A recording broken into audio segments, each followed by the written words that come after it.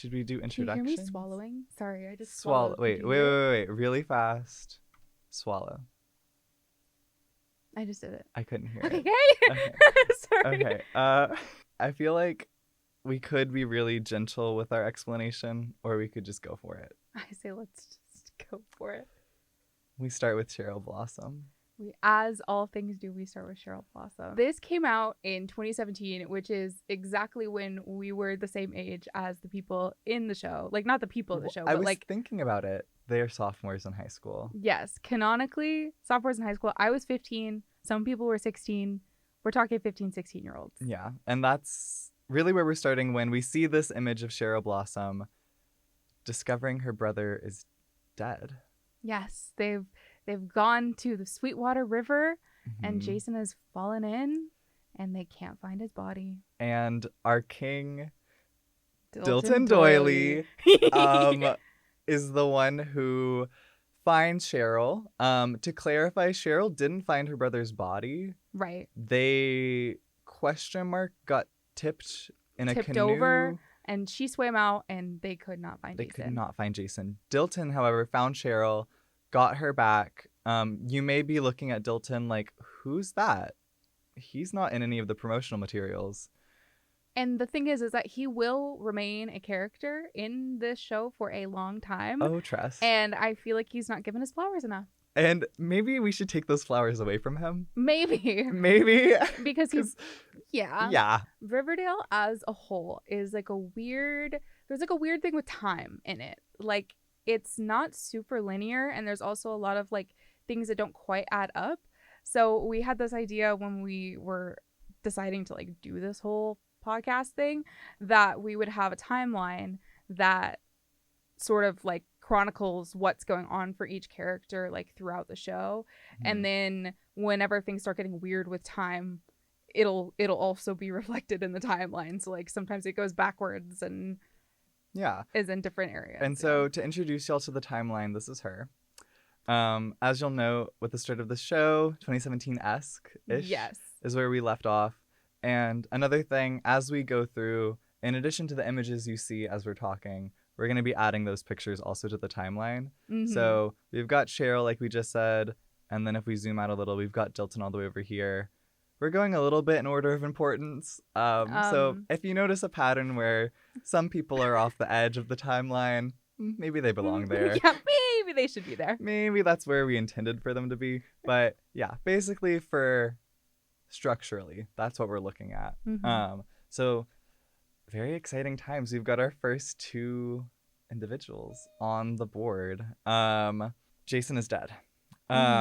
This is going to be the main plot arc of season 1, I would say. Yeah, it's sort of giving like murder mystery Nancy Drew vibes. I think one of the things that like starts that or kind of like sets that tone is the fact that everything is narrated from Jughead. Right. Who we're not introduced to.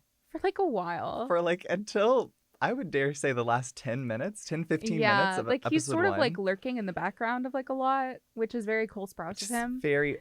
Okay, so Veronica Lodge, I'm wearing my pearls for her. Just pearl reveal here. She is a former rich bitch mean girl from New York whose dad, Hiram, is in jail for fraud and embezzlement. So her and her mom, Hermione, which is awesome, are coming into town to back to Riverdale because the Pembroke is the only place that has Veronica's mom's name on it. Yeah. And so here we have her rolling up into town, and she's very iconic, and she says absolutely crazy things all the time. Yeah. And one of her first lines of dialogue meeting what would become the core four, she says, I believe, this town, I'm used to breakfast at Tiffany's. This town is strictly in cold blood. Yes. And what teenager is saying that? I don't know. I fear it's us. This is when we're like introduced to Veronica and she goes to the Pembroke with her mom. Smithers is the doorman and he is just awesome. Oh, I just love awesome. Smithers. Smithers is really iconic because he's down to clown. He really is. He will just completely down to do anything. He really is. He'll let anybody do anything. Well, let's ask, what is the Pembroke? The Pembroke feels like a hotel to me, but I think don't know. Rented and operated as though it was an apartment. Yes, but I really am thinking about it. I don't think I've heard of anybody else being there. Yeah. Is it like a corporate space that they like live on top of? I kind of love that. Because also Smithers is framed as like, I don't know, the doorman, but also their personal assistant. Yeah, like he seems like he's known Veronica and her like whole life. It brings up the questions of like, did he stay in Riverdale when Hermione moved away? Right. And then if all Veronica knows is New York, when did she know Smithers? Because they have a very paternal, like, she has a very paternal relationship with him. Yes. And I don't know if that's something that I'm just, like, projecting onto episode 1 that develops later. But I feel like it's already there. It's already there. Like, they're already friendly. Yeah. So it's just a question that's already kind of planted of, like, who is Smithers? Where is the Pembroke? These things are just laid out. Where is the Pembroke? We went with a chronological framework. If y'all are interested in a map of Riverdale, I think that is an interesting question to pose. Yes, because where is everything? Where is everything in relation to, like, it is with the smallest town with the most packed, like, populace. Like, yes. Like, who, where, why? And how? Veronica, even though she's entering the boonies, even though she's entering Riverdale, she always has a degree of the downtown. Like, she feels like she's in a different part of Riverdale. Yes. Than our next major characters we're introduced to, who are kind of more in the suburbs. They're more suburban. Yes. And that's gonna be. Oh yeah. Madam Betty. Madam Betty Cooper. Madam Betty Cooper. Pictured here with her bestie, Kevin Keller. Kevin Keller, yep. His dad is the sheriff. We don't know that yet, but Sheriff Keller will be here. He might have been unnamed on screen. He might have. I don't know. Y'all do our research for us. Yeah, let us know. He might be there. But yeah, this is Kevin and Betty. Like I said, this is another theme that I think will come up a lot in Betty's character. Very suburban, as you mentioned, leaning heavy into the 50s expectations of just like very strict, very ponytail. Very ponytail. Like very ponytail. Very ponytail. You'll notice here, very pink. Yes. Big thing. Big thing. And let's just say this is another iconic moment. It very much is a formative moment for me and maybe others. I'll hop onto that. Speaking of things I would hop onto. Oh, game changer. Archie got hot. So as pictured, Archie did get hot. Over this past summer before sophomore year of high school, he's been working at his dad Fred Andrews' construction company, pouring concrete, jackhammering, and mayhaps. And he got hot.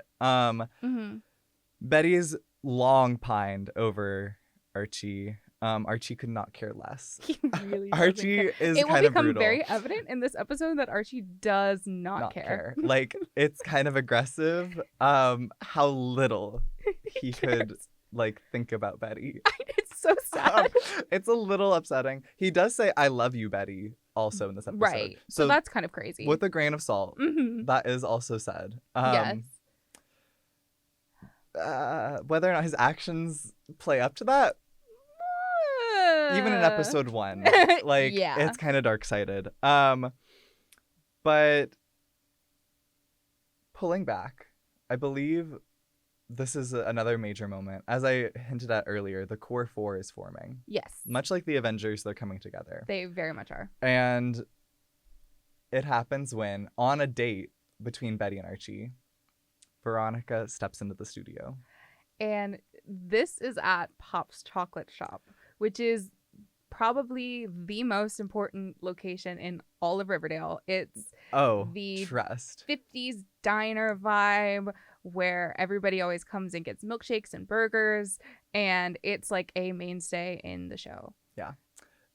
And it will become increasingly important, I would say. Mm-hmm. It waxes and wanes a little, but it's always a major set piece, yeah. at the very least. So, the famed Pop's chocolate shop, Veronica enters. While Betty is trying to confess her feelings to Archie, by the way. This will also become a theme. Saying, like, hey, I think we should be more than friends, and everything cuts out. Yeah. And Veronica walks in. And in a cape. In a cape, which she unhoods to reveal little arm slits.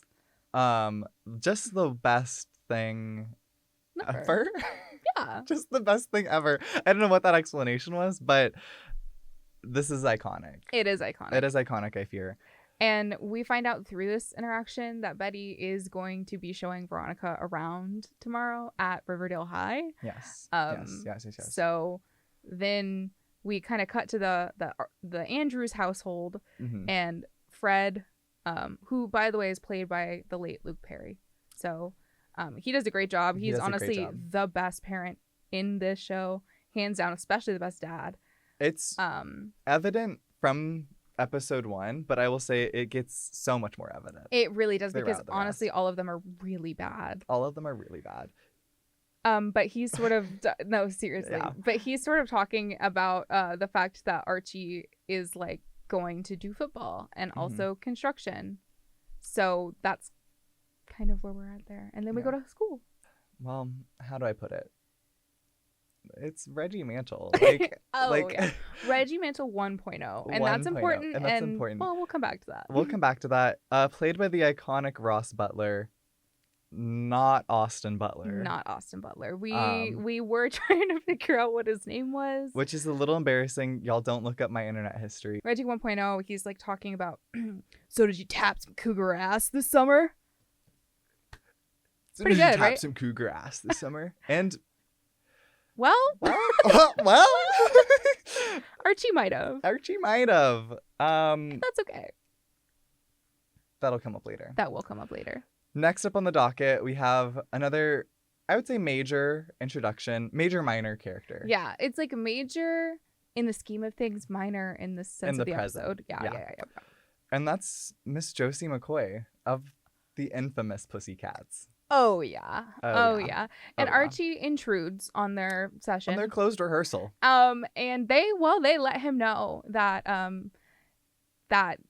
he does not need to be there. Yeah. And Josie iconically says to read her glossed lips just in Ginger Lake. It's never gonna happen. Yeah. So that's important. I like the Pussycats. I do too. Especially in season 1. Yes. And I think that they are underutilized. Oh, always. And, well... Do we dare?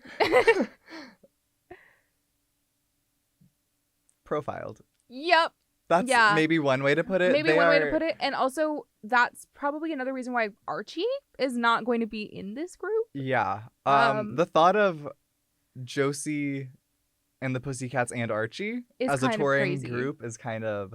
Especially because love you, KJ Appa, but he does not have the best voice in the world, in my opinion. In my opinion. Also, it's hard to sing through an accent. I'll give him that grace. That's true. He is from New Zealand. We hear a little bit of his music in this episode as Archie is kind of playing his demo tracks at lunch, which is completely obnoxious wild behavior. Take, but okay, we hear a little bit of that as he's starting to pursue his interest in music in addition to his football, in addition to his construction job. Archie has a lot going on in season 1. He does. Well, he has a lot going on in the whole show. There's a lot going on in the whole show. I would say, like, hobbies wise, this is the most intense it gets. There's quite a bit, and that's it's sort of like an arc that almost doesn't get resolved this episode, but gets just like put all up out there. Is that like put all up out there? Yeah. That like he's been lying to his football coach about going to construction and lying to construction about going to football. All for the music. And he just wants to do music. And back to your original point of the fact that we hear snippets of this music. The more we hear, the more questions I have. Like why? Like, why? And also, when you find out who it's about, it's like, okay, so... That's where it gets intense. So what are we doing here? And we're here. And we're here. And so we're at an assembly, by the way. A school function. About Jason. The dead kid. Has died. Sorry. And trigger content warning on all of Riverdale. There is death. Quite a bit. Anywho. And we're at a memorial pep rally. We're literally at a memorial pep rally. Cheryl is talking about, she's wearing a fuck ass morning net thing. Veil. Ooh. If you will. Veil. Oh. And she says, don't worry, everybody, we're going to have the dance. So nobody moved. I mean, they all moved. They were excited. We didn't move. We didn't. I don't care. What's more important is that at this school function, Archie's staring at one of the teachers. And it's like, hey, what's going on? And then we have a flashback. To take it away. This previous summer's 4th of July. The summer where he is 16 years old. The summer where he is 16 years old. Possibly 15. Possibly 15. And this is revealed to be a whirlwind romance between Miss Geraldine Grundy, a teacher, the music teacher at Riverdale High, an adult, and Archie. This is the first scene where this affair launched. You'll note the Lolita-esque glasses. Yes. You'll note them. And you may be wondering, what was the image that elicited this response from Miss Grundy? And you know what? Yeah.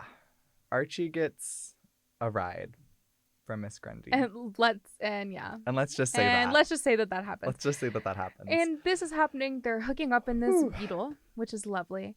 But also, this is where we get our first title card. And this is where we get our first title, like our theme music happening.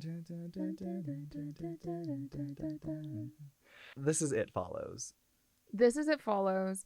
And this is like the promotional poster that I feel like everybody saw. For Riverdale. Is this grown-ass woman. Who you can't see in this. You see mostly Archie, but still. Like, the context of it is awful. Also, when I said they love to make a reference, is it always thematically? Right. Like, it's just in like, what world is this It Follows? Because it brings up questions of like, is it like is jail it charges Miss Grundy? or like what is haunting them? What? Yeah. Like, well, Miss Grundy and Archie were by Sweetwater River the morning of July 4th. Implied because they'd been there all night? ? Which is like, did they hook up in the car all night?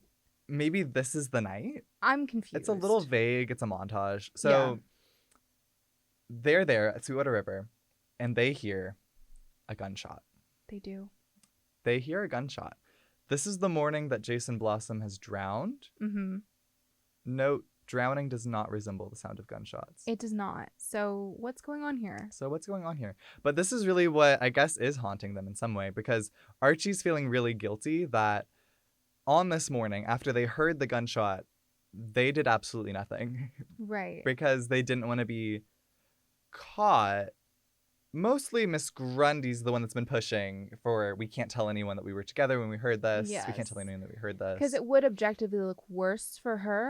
But she is making it seem like it would also look bad for Archie, which is kind of crazy. We could have been saying manipulative. I would like to say that would be her. That would be her. They get kind of, I wouldn't say implicated, but this is their latch in to the arc of the Blossom murder. Because otherwise it would be like, why do they care? What does this have anything to do with anything? They're there. They're included. They did hear the gunshot. But yeah, this kind of packs up their whole relationship throughout this past summer, gives us a lot more context about why maybe Archie isn't super interested in Betty right now. Right. Which is kind of sad. It is sad because for Archie and for Betty. Because, like, one, she's his age. Two, she seems to genuinely care about him, and they have like a decent friendship. / grew up together right next door from each other. They are next door neighbors. So I don't know, just kind of bummer that Grundy's been grooming him. Yes. But next we have Betty and Veronica deciding that they are going to try out to be River Vixens, which is the cheerleading squad. Mm-hmm. This is important because Betty isn't really allowed to do anything that isn't like going to bolster her resume and her GPA. And she's doing this for fun.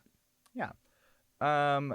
And this is also in the backdrop, as we were talking about, of the fact that kind of Betty's been showing Veronica around throughout the day.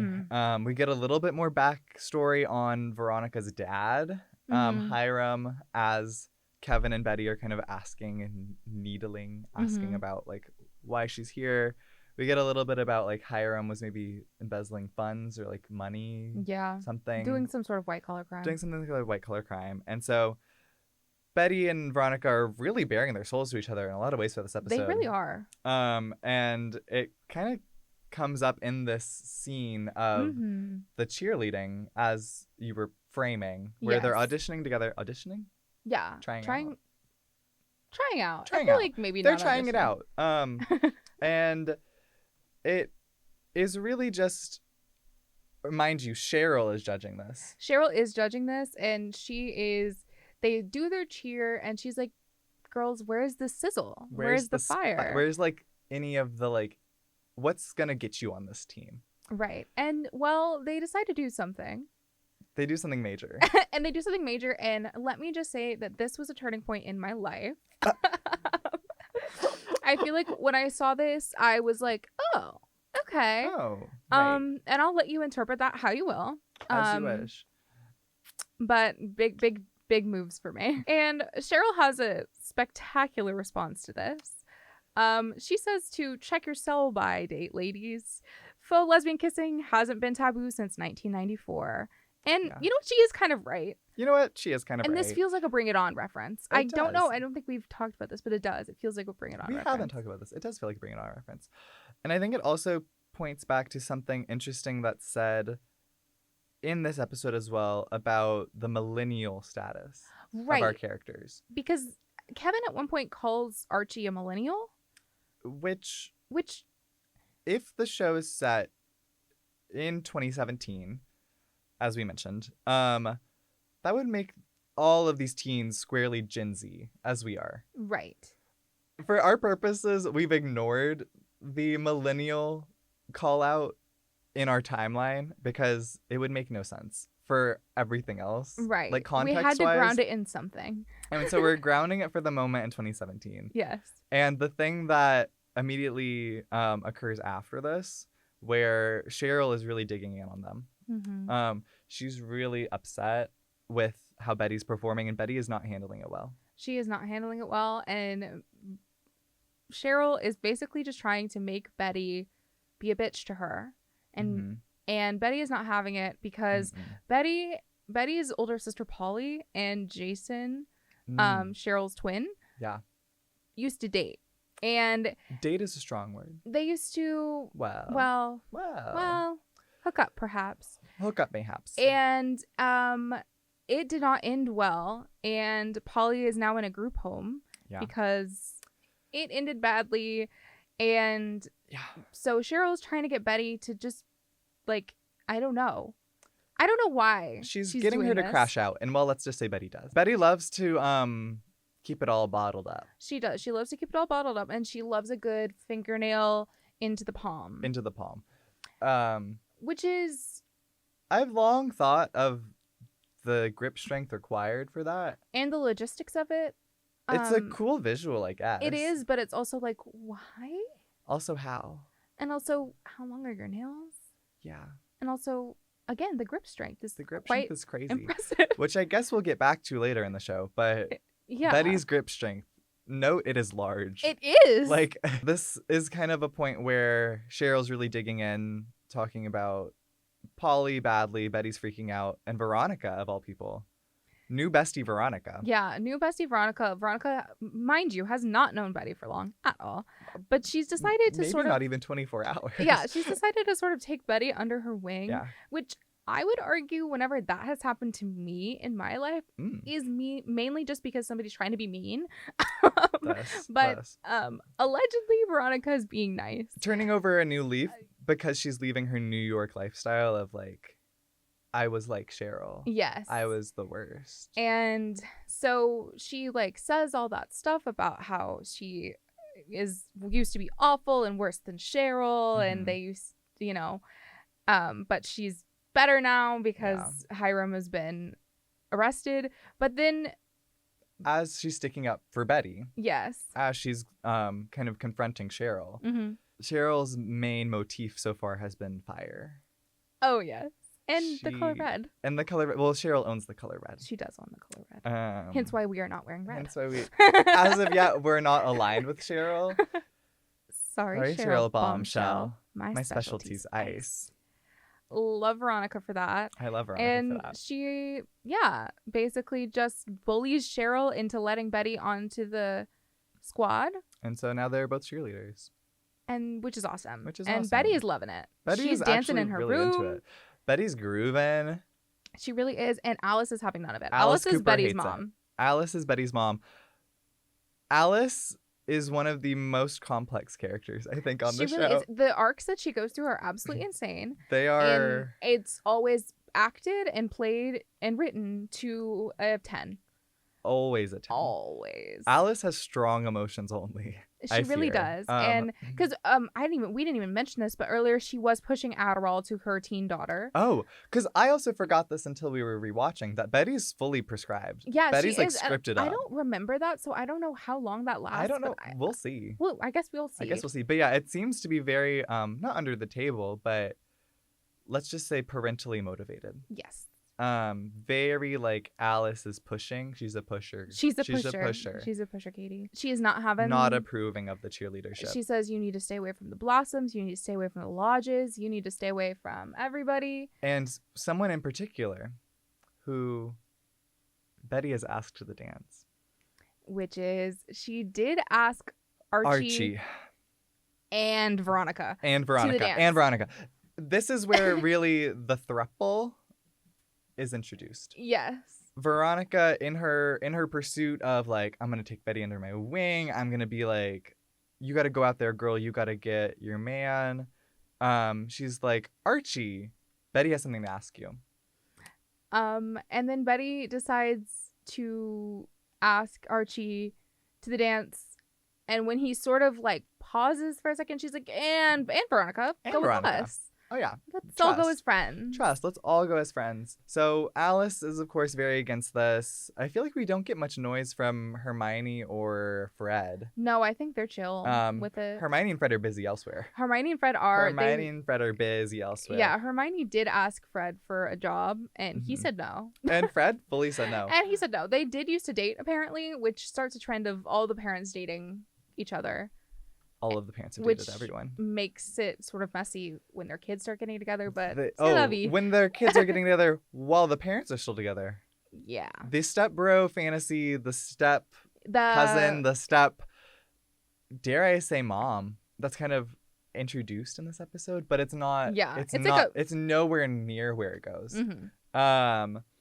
So Alice really is the main person going against this union of three. Mm-hmm. She doesn't stand a chance. Yay! So the thruple's in full force.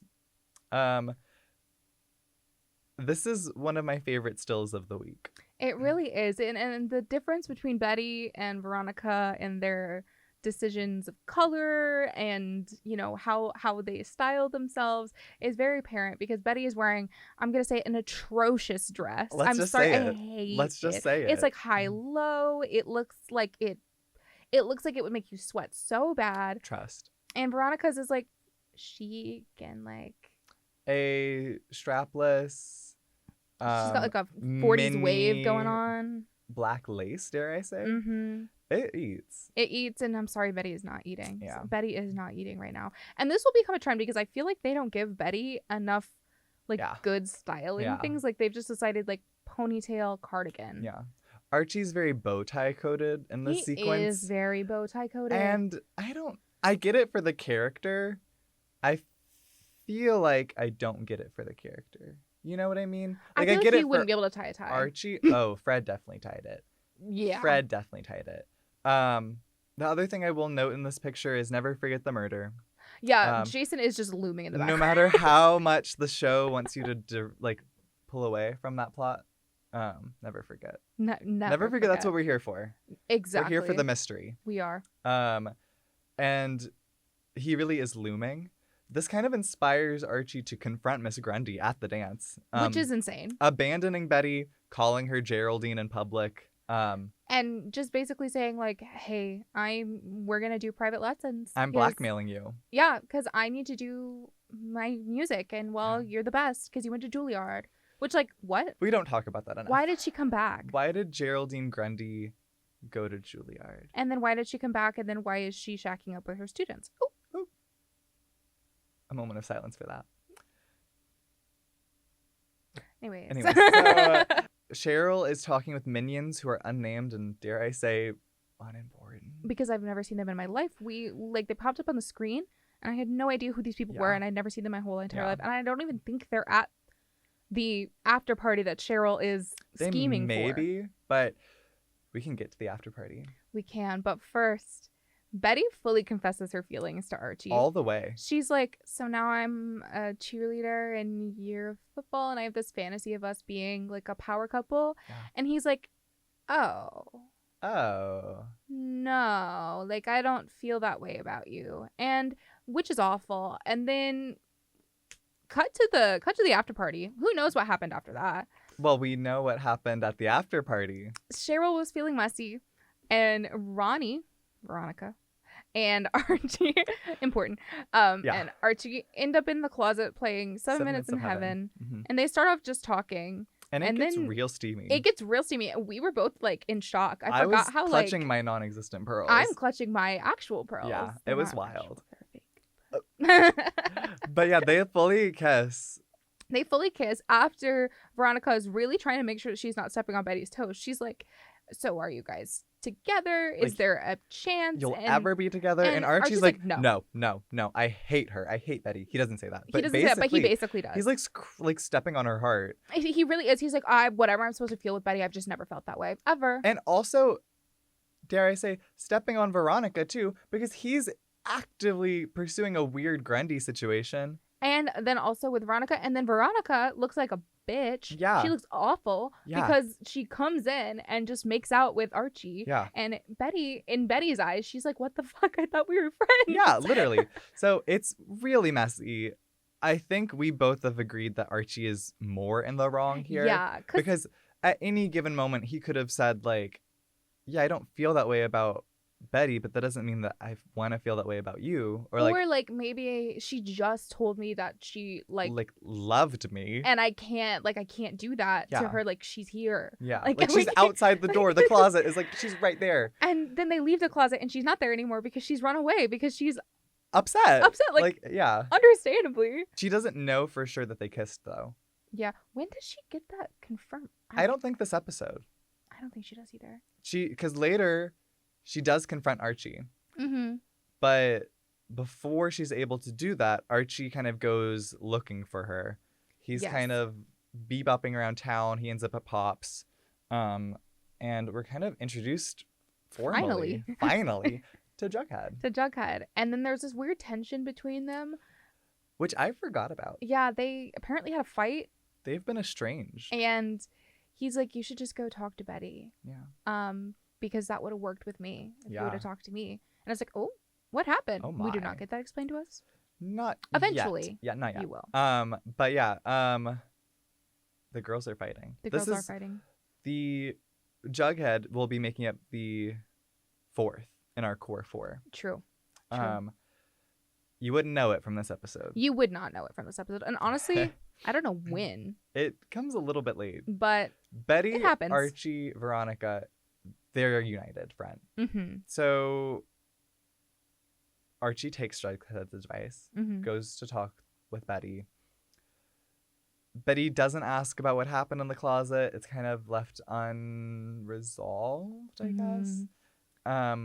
And it's actually really sad. Like, she's crying. She's, like, begging him. Yeah. She's like, I love you. Like, do you even Lily like Reinhart me? can act. And like, he's like, I mean, of course I love you. Like, we're friends. Yeah. Which is the worst thing ever to hear. Yeah. When you ask somebody if they love you. Yes. And he's like, I've never been good enough for you. I'll never be good enough for you. Which I don't understand the reasoning behind that right now. Is it because he hooked up with his teacher? Because that's not his fault. But I feel like, I guess that's maybe what they're going in. I feel like the writers are implying that. Yeah. That's why he's having some self-esteem issues. But it's quite strange. Yeah, it is quite strange. He's a strange guy. He is a strange guy. He's a strange guy. And then that kind of takes us, I think. Yeah, and then I feel like we hard cut from that. Hard cut. To, let's just say gay sex. Moose. Yes, you heard that right, Moose. Moose. And Kevin are going into Fox Forest. It is not, well, I guess it's not Fox Forest now. It's Sweetwater River right now. Untitled woods. But we will learn for all intents and purposes, it's Fox Forest because, well, let's just say there's some cruising-esque and stuff. Cruising stuff that Kevin happens. has seduced Moose. Moose is kind of, in this episode at least, played to be closeted straight boy. Yes. Football player. Yes, and Kevin even says, like, I love a closet case. Yeah. I will say, Kevin wasn't insufferable yet in this episode. Yeah. In this episode, he was kind of fun. There is a distinct point in this show where every time he comes on my screen, I roll my eyes. Yeah. And this is not it. Thank God for that. Mm-hmm. But Kevin and Moose are trying to get it on by Sweetwater River. Mm-hmm. And Kevin kind of stumbles. He trips over something. And it's like, oh my God, what could he be tripping over? You know what he tripped over? Jason's dead body with a bullet hole in his head. So he did not drown. He did not drown. He was shot. And who heard? Archie and Grundy. Interesting. So it's canon that Kevin and Moose found Jason's dead body. So that's awesome. Guys. Like, I feel like it really sets the stage. I kind of was making a joke earlier about the fact that the show kind of goes away from the mystery plotline. I will say I think season 1 is the best about actually staying on. It's a murder mystery show. And that also might be because there's less episodes in the first season. There's only 13, I think. They had a lot to get through. Then, because like it was, I feel like it was at the beginning of like a Netflix doing its thing. Like I feel like I saw it first on Netflix. I don't know. Oh, I was watching it live. I was not watching it live. On the CW, no. I was watching it when it like aired on Netflix or something. That's it. I'm like impressed at our different journeys there. Yeah. I've been watching, like I watched it as it came out on the premiere date. Oh, wow. Like if I remember correctly. No, I didn't know that it was coming out. And then I heard people talking about it at school and I was like, yeah, watch it. That's how they get you. That is how they get you. And well, I've never gone back since. Yeah. But that really does, I think, take us through the end of episode 1. Yeah. It's pretty awesome, guys. Like Here it is. This is everything so far. This is all of our major plot points. You can see we've got all of Archie, Veronica, Betty, Jughead now on the screen. Mm-hmm. And we've got Cheryl, we've got Kevin, Josie, Reggie, Grundy, Dilton, and Jason. Mm-hmm. Mm-hmm. And there will be more. Oh, there will be more. You'll Don't notice fret. as we go episode by episode, we'll be updating the massive timeline, stacking each character's progression as they go throughout the season. We'll maybe add some tick marks to kind of denote year changes, seasons. I don't know, anything like that. But Jughead is narrating. So this will also be a seed that comes back later. Yes. But we've already established there's a degree of separation between maybe what the truth is. And then what like we're seeing. And what Jughead is envisioning, documenting. Like, because he says later that he's writing a book about the whole Jason Blossom disappearance. Mm-hmm. So it's like, is this the book or is this what's actually happening? And to kind of further that point, to some level, Riverdale is the book. Yes. What we're watching is the written, finished product because each episode is a chapter in that book. Very true, very true. That is the frame we're given. Mm-hmm. And that kind of explains some of the narration at the beginning. Yes, yeah. For now, it's explained. Going forward, we will see. Going forward, we will see. Thank you guys for sticking through you. episode 1. Much to come. Yes, much to come. This is a long show, and we love it. So yeah, very excited. But we'll see you later. Okay. Bye. Kevin, who we didn't say is gay. I don't think we needed to say that. He is, and it will come up, and it's also strange. It's not because he's gay, but because maybe because he's gay. But maybe because of the way